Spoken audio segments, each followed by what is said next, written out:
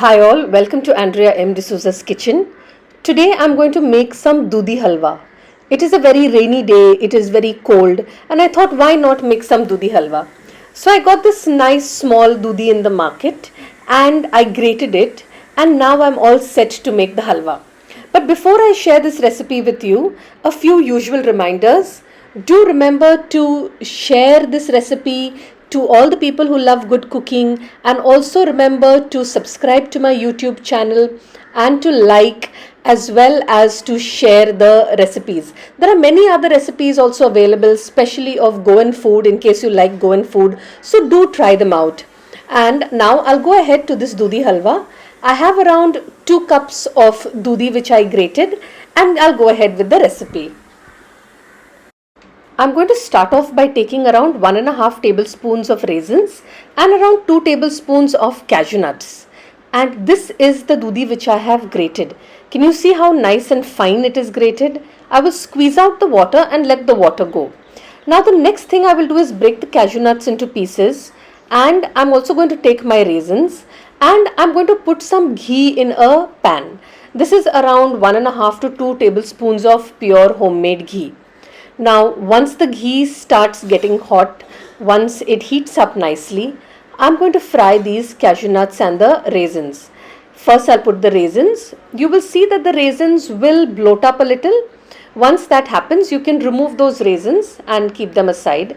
The next thing, I'm going to put the pieces of cashew nuts and I'm going to fry them. Okay, can you see how well they are bloating up? Now we remove them aside.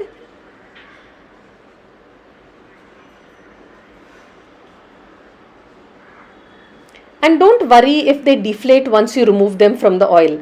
That is very natural. It will happen. Here, I'll also fry the cashew nuts a bit till they turn slightly brownish. And I'll remove those also, and I'm going to keep them aside.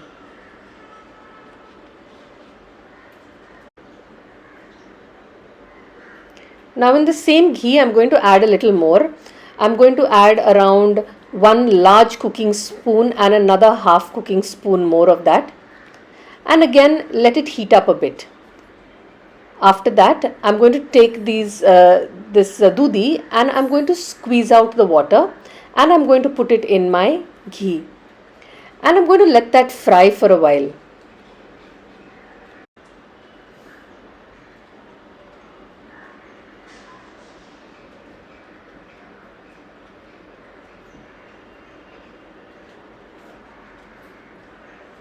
This doodhi has to be fried well, it has to be cooked well. So I'm going to do this on a medium flame, not very high, not very low.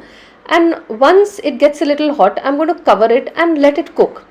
You will see that it will leave a lot of water, but then that's okay. Our doodhi needs to cook, that rawness has to go. There you see, quite a lot of water has evaporated, but still it needs to cook a little longer. Once that is done, I'm going to add the milk. This is around half a liter of milk that I've added. Add the milk and cook it well. Now there are some people who like to add khoya.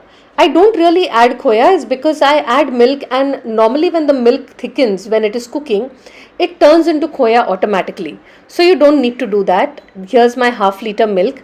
Now use the good full fat milk. Avoid using the skimmed milk if you're making halwa. Okay, now it's going to cook for a while longer. While that is cooking, I'm going to take around 7 to 8 cardamoms and I'm going to remove the skin and pound it into a powder. Now, as this halwa is cooking, you will see that, can you see the khoya on top? I told you the milk would thicken and it would turn into khoya. These bits taste very nice while you're eating them. So here you see it's leaving a lot of water. The milk is also thickening well. And now at this point of time, I'm going to mix it up well. Let it continue cooking on this slow flame. You can keep covering it also. And after around 45 minutes, I'm going to add sugar. This is around 1.5 katori of sugar that I have added. Now you don't require too much of sugar because the milk is sweet. The doodhi itself is sweet. So there is not too much sugar that is needed. So 1.5 katori is more than enough. If you require more, you can also add more. I will also add the cardamom which I had pounded earlier. And I'm just going to mix it all well and let it cook for a while. If you notice now, after adding the sugar, you will find that it has become into a liquid consistency again. But that's okay. Let it cook well because your halwa needs to be nice and soft. So cover it and cook it. And after around 15-20 minutes, this is what it will look like. It will be well cooked and the ghee will be floating on top. And around this time, you will know that your halwa is getting ready. So you'll have to keep your pan open and let the water dry out a bit.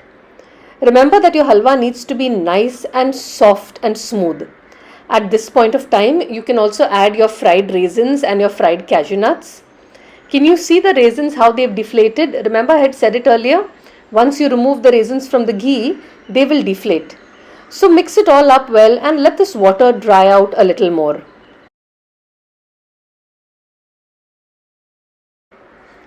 Can you see how delicious it looks? And it tastes even better. I love eating Doodhi halwa. It can be had warm and it can be accompanied with a little bit of vanilla ice cream. It tastes heavenly that way. You can also eat it plain, obviously, but in case you want to try something new. So I covered it again a little while because I wanted it to cook a little more soft.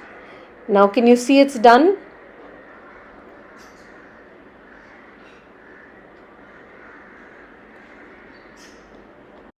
So here our Doodhi halwa is all ready to eat. Do try it out and send me a message about how much you like this Doodhi halwa. And don't forget to share the recipe with your family, friends and everyone who loves good cooking. And do remember to send me your feedback through your messages, your WhatsApp messages, through your emails, through the pictures of the food that you send me, and tag me on the food when you cook it and when you upload it. So have a great day ahead and enjoy this Doodhi halwa.